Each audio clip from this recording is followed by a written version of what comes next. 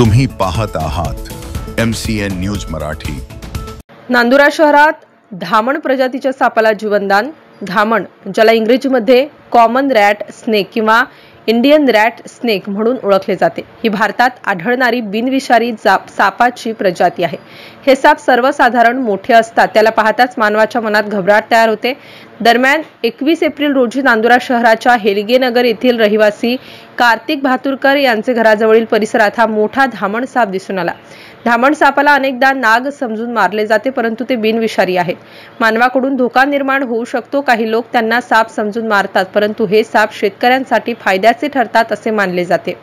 धामण सापाचे संरक्षणासाठी नांदुरा येथील माऊली रुग्णवाहिका संचालक व सर्पमित्र श्रीकृष्ण नालट व अजय गवई यांना तात्काळ बोलावून या धामण सापाला पकडून जंगलात सोडण्यात आले।